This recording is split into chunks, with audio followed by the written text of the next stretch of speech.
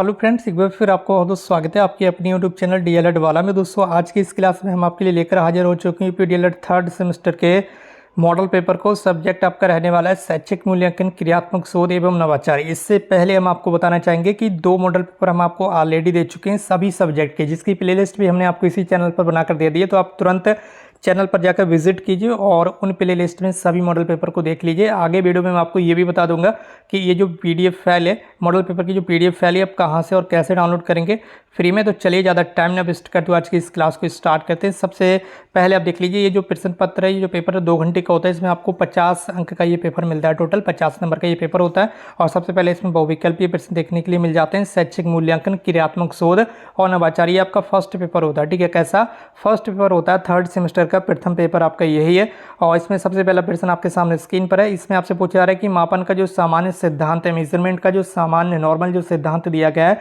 वो किस सब्जेक्ट पर आधारित है। तो ये आपका हो जाएगा गणित विषय पर। किस पर?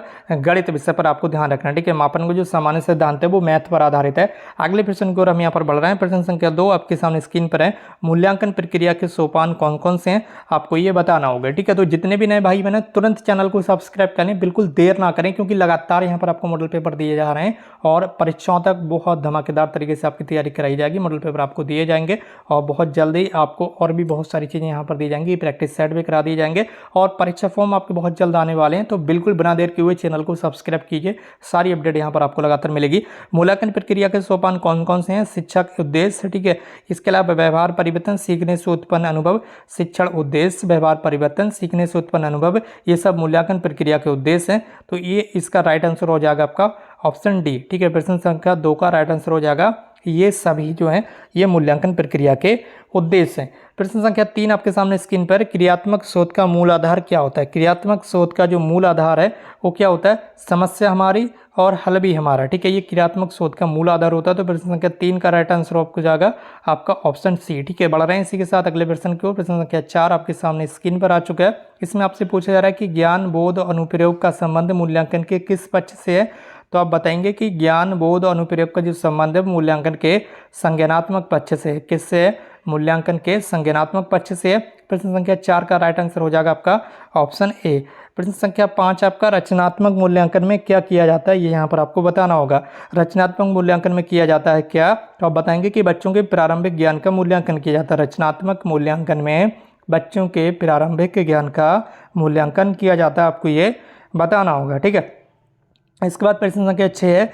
इसमें आपसे पूछा जा रहा है कि क्रियात्मक शोध का संपादन कितने चरणों में होता है? तो आप बताएंगे कि क्रियात्मक शोध का जो संपादन है वो कुल 6 चरणों में होता है। कितने चरणों में?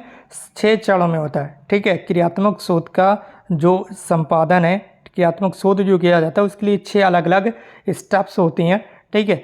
तो इसके लिए प्रश्न संख्या 6 का राइट आंसर हो जाएगा आपका ऑप्शन सी, कि यहाँ पर क्रियात्मक शोध का संपादन 6 चरणों में किया जाता है। अगला प्रश्न आपके सामने स्क्रीन पर, इसमें आपसे पूछा जा रहा है क्रियात्मक शैक्षिक मूल्यांकन का अंग कौन सा है, ठीक है। शैक्षिक मूल्यांकन का अंग कौन सा है ये यहाँ पर आपको बताना है, ठीक है। तो शैक्षिक मूल्यांकन का जो अंग है वो है अधिगम अनुभव, ठीक है। प्रश्न संख्या 7 का राइट आंसर आपका हो जाएगा ऑप्शन डी, ठीक है। प्रश्न संख्या 7 का राइट आंसर हो जाएगा आपका ऑप्शन डी, अधिगम अनुभव, ये शैक्षिक मूल्यांकन का अंग है। इसके बाद प्रश्न संख्या 8 आपके सामने स्क्रीन पर है। इनमें से रॉस का एक कथन कौन सा है, ये यहाँ पर आपको बताना होगा, ठीक है। रॉस का कथन कौन सा है? तो रॉस का कथन आपको यहाँ पर बताना है। तो रॉस का कथन कौन सा है? बचाव जो है, ठीक है, जो बचाव है ये निदान का उच्चतम स्तर है, ठीक है। आपको किसी समस्या से निदान करना है, निदान चाहते हैं तो सबसे पहले उसका बचाव ही करना होगा। तो ये उस समस्या का बचाव जो है ये निदान का उच्चतम स्तर है, ठीक है। बढ़ रहे हैं अगले प्रश्न की। प्रश्न संख्या 9 आपके सामने स्क्रीन पर है।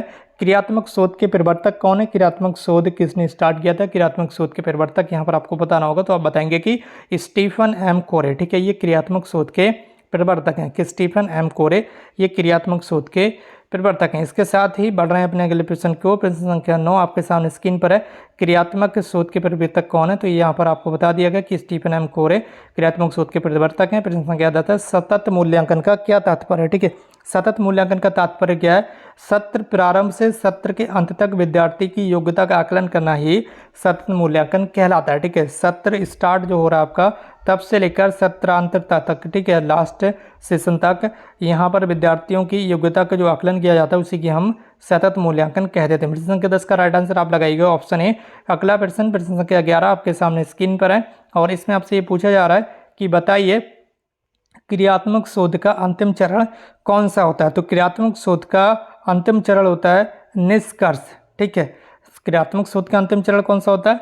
निष्कर्ष, ठीक है। और प्रथम चरण समस्या की पहचान, ठीक है। प्रथम चरण क्या होता है? समस्या की पहचान, और अंतिम चरण आपका निष्कर्ष। क्रियात्मक शोध के टोटल 6 चरण होते हैं, आपको ये भी ध्यान रखना, ठीक है। बढ़ रहे हैं अपने अगले प्रश्न की ओर। प्रश्न संख्या 12 आपके सामने स्क्रीन पर है और इसमें आपसे पूछा जा रहा है कि बताइए शोध कितने प्रकार के होते हैं। तो आप बता देंगे कि जो शोध है ये 2 प्रकार के होते हैं। शोध कितने प्रकार के होते हैं? शोध 2 प्रकार के होते हैं। अगले प्रश्न की ओर हम यहाँ पर बढ़ चुके हैं और प्रश्न संख्या 13 है, मूल्यांकन हेतु प्रश्नों के प्रकार कौन कौन से होते हैं? किस तरह के प्रश्नों के द्वारा मूल्यांकन किया जाता है? तो क्या आप बताएंगे कि वस्तुनिष्ठ प्रश्न भी होते हैं, अति लघु उत्तरी प्रश्न भी होते हैं, लघु उत्तरी प्रश्न भी होते हैं, दीर्घ उत्तरी प्रश्न भी होते हैं, यानी कि उपरोक्त सभी प्रश्न होते हैं जिनके द्वारा आप मूल्यांकन कर सकते हैं। तो प्रश्न संख्या 13 का आपका राइट आंसर हो जाएगा उपर्युक्त सभी, ठीक है। इसी के साथ बढ़ रहे हैं अपने अगले प्रश्न की ओर। प्रश्न संख्या 14 आपके सामने स्क्रीन पर है। इसमें आपसे पूछा जा रहा है कि शून्य परिकल्पना किससे संबंधित है। तो जो शून्य परिकल्पना है ये निर्देश रहित परिकल्पना से, निर्देश रहित आपको ध्यान रखना है, जिसमें कोई निर्देश ना हो, ठीक है। निर्देश रहित परिकल्पना से शून्य परिकल्पना किससे संबंधित है? शून्य परिकल्पना किससे संबंधित है? तो आप बताएंगे कि निर्देश रहित परिकल्पना से संबंधित है। इसके बाद प्रश्न संख्या 15 आपके सामने स्क्रीन पर है और इसमें आपको यहाँ पर बताना कि कौशलात्मक, ठीक है, कौशलात्मक पक्ष का दूसरा नाम क्या है। तो कौशलात्मक पक्ष का जो दूसरा नाम है वो आपका क्रियात्मक, ठीक है। कौशलात्मक पक्ष का दूसरा नाम क्या है? क्रियात्मक पक्ष आपको बताना है यहाँ पर। इसी के साथ बढ़ रहे हैं अपने अगले प्रश्न की ओर और अब यहाँ से आपके जो यहाँ पर अति लघु उत्तरी प्रश्न स्टार्ट हो चुके हैं और अब हम आपको बता देंगे कि ये जो PDF फाइल है, ये जो मॉडल पेपर है, ये आप कहाँ से डाउनलोड करेंगे। तो इसे आप डाउनलोड कर सकते हैं हमारे टेलीग्राम ग्रुप से और टेलीग्राम ग्रुप की लिंक इस वीडियो के कमेंट बॉक्स में दे दी गई है और टेलीग्राम ग्रुप पर जाकर आप इसे डाउनलोड कीजिए, टेलीग्राम ग्रुप को ज्वाइन कर लीजिए। बाकी आप हमारे साथ इस तरह से बने रहिएगा। अगले प्रश्न आपके सामने स्क्रीन पर है। जितने भी नए भाई बहन तुरंत कर लीजिए चैनल को सब्सक्राइब, क्योंकि लगातार यहाँ पर आपके लिए मॉडल पेपर दिए जा रहे हैं। आपकी परीक्षाएं बहुत जल्द स्टार्ट होने जा रही हैं। तो प्रश्न संख्या 16 आप ध्यान दीजिएगा। इसमें आपसे पूछा जा रहा है कि सतत और व्यापक मूल्यांकन से आपका क्या आशय है। तो सतत मूल्यांकन से के अंतर्गत छात्रों के शैक्षिक कौशलों की जांच प्रति माह या तिथिवार की जाती है, जबकि व्यापक मूल्यांकन में क्या होता है? बालक के विभिन्न पक्षों का मूल्यांकन किया जाता है। प्रश्न संख्या 17 मापन के 4 स्तरों के नाम लिख दीजिए। तो इसमें हो जाएगा आपका पहला नामित स्तर, दूसरा क्रमित स्तर, तीसरा आपका अंतरित स्तर, चौथा अनुपातिक स्तर। ये मापन के 4 स्तर अलग अलग बताए गए। प्रश्न संख्या 18 क्रियात्मक शोध के चरण प्रदत्त विश्लेषण से आपका क्या आशय है। क्रियात्मक शोध के चरण प्रदत्त विश्लेषण से आपका क्या आशय है। तो क्रियात्मक शोध के चरण प्रदत्त विश्लेषण से क्या है में शोधकर्ता निम्न प्रकार से विश्लेषण करता है। पहला, शोध के पूर्व की स्थिति ज्ञात करना। दूसरा पॉइंट आपका शोध के बाद की स्थिति। उपयुक्त दोनों स्थितियों का तुलनात्मक अध्ययन करने पर यह ज्ञात होता है कि समस्या का समाधान कहाँ तक हुआ है। अगले प्रश्न को हम यहाँ पर बढ़ रहे हैं। प्रश्न संख्या 19 है, न्यायादर्श यानी कि सैंपल की विशेषताएं क्या हैं। तो न्यायादर्श यानी कि जो सैंपल है उसका आकार पर्याप्त होना चाहिए और न्यायादर्श का यानी कि सैंपल का जो चयन इस प्रकार से किया जाता है कि वह जनसंख्या यानी कि समष्टि का प्रतिनिधित्व करे, वरना इससे प्राप्त परिणाम भ्रामक हो सकते हैं। इसके बाद प्रश्न संख्या 20 है आपके सामने, छात्र प्रोफाइल क्या है। स्टूडेंट्स की जो प्रोफाइल होती है उससे वो क्या होती है। तो छात्र प्रोफाइल वह अभिलेख है, ठीक है, यानी कि वह डॉक्यूमेंट्स हैं जिसके माध्यम से बच्चों की प्रगति, विद्यालय के वातावरण में उनका समायोजन, उनके विकास की गति तथा दिशा का ज्ञान उपलब्ध होता है। क्या होता है? दिशा का ज्ञान उपलब्ध होता है। यहाँ पर ध्यान रखना है आपको। प्रश्न संख्या 21 है, इसमें आपसे पूछा जा रहा है कि क्रियात्मक शोध को स्पष्ट कर दीजिए। तो क्रियात्मक शोध जो है वो शोध का एक व्यवहारिक रूप है जिसमें विद्यालय से संबंधित लोगों के द्वारा अनुभव की जाने वाली समस्याओं के वैज्ञानिक ढंग से समाधान का प्रयास खुद उनके द्वारा किया जाता है। इसके बाद प्रश्न संख्या 22 है आपके सामने स्क्रीन पर है, मूल्यांकन के भावात्मक पक्ष को बताइए। तो मूल्यांकन के भावात्मक पक्ष से तात्पर्य छात्रों के भावों, रुचियों, दृष्टिकोणों, मूल्यों, मनोवृत्तियों, अभिवृत्तियों आदि का मूल्यांकन करना है, ठीक है। ये चीज़ आपको यहाँ पर ध्यान रखना है।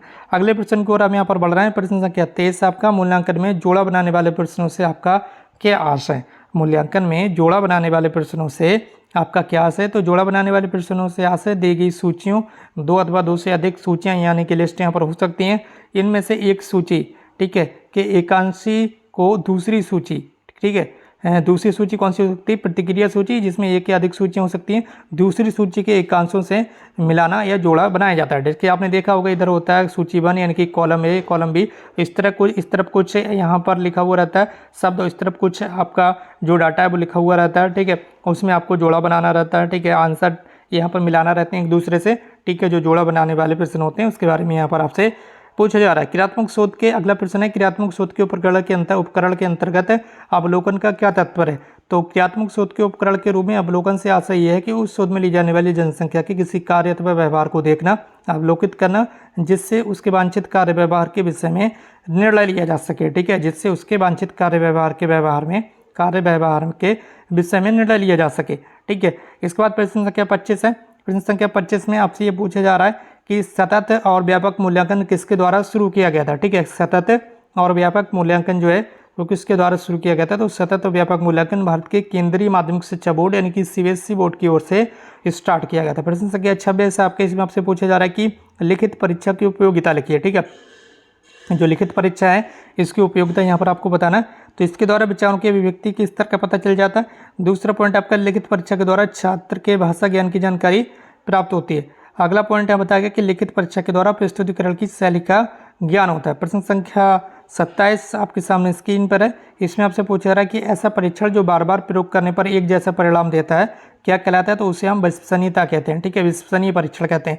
इसके बाद प्रश्न संख्या 28 है, फॉर्मेटिव यानी कि रचनात्मक मूल्यांकन किसे कहते हैं? तो रचनात्मक मूल्यांकन वह मूल्यांकन है जिसके द्वारा छात्रों के प्रारंभिक ज्ञान का मूल्यांकन होता है।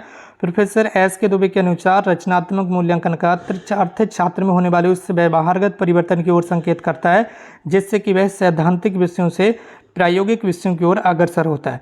अर्थात इसमें छात्र के द्वारा अपने प्राप्त ज्ञान का दैनिक जीवन में प्रयोग करने का मूल्यांकन किया जाता है। इसके बाद प्रश्न संख्या 29 आपके सामने स्क्रीन पर इसमें आपसे पूछा रहा है कि शिक्षण प्रक्रिया की दृष्टि से ज्ञानात्मक पक्ष के स्तर कौन कौन से हैं? तो शिक्षण प्रक्रिया की दृष्टि से ज्ञानात्मक पक्ष के प्रमुख स्तर निम्नलिखित हैं। पहला आपका ज्ञान, बोध, अनुप्रयोग, विश्लेषण, संश्लेषण और मूल्यांकन है। ये ज्ञानात्मक पक्ष के स्तर बताए गए।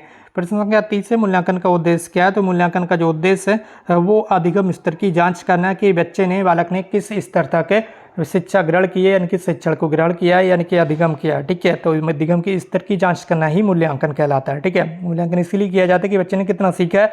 इसके बाद यहाँ से आपके लघुत्तरीय प्रश्न स्टार्ट हैं, ठीक है। ये आपके लघुत्तरीय प्रश्न है, आपको यहाँ से ध्यान देना है। ये आपके लघुत्तरीय प्रश्न है। कैसे प्रश्न है? ये आपके लघुत्तरीय प्रश्न है और ये आपको ध्यान रखना है, ठीक है। अच्छे से इन्हें तैयार कर लेना है, ठीक है। और इसके बाद यहाँ पर नीचे आपकी आंसर की भी दी हुई है, ठीक है। तो आंसर की से आप ऑब्जेक्टिव क्वेश्चन की जो आंसर है वो चेक कर सकते हैं। इससे मॉडल पेपर को आप डाउनलोड कर सकते हैं हमारे टेलीग्राम ग्रुप से। टेलीग्राम ग्रुप को ज्वाइन कर लीजिए। वीडियो के कमेंट बॉक्स में टेलीग्राम ग्रुप की जो लिंक है वो दी गई है। बाकी दोस्तों आप हमारे साथ इस तरह से बने रहिएगा। आज की इस क्लास को यहीं पर समाप्त करते हैं। हमसे जुड़ने के लिए बहुत बहुत धन्यवाद। Thank you so much for connecting.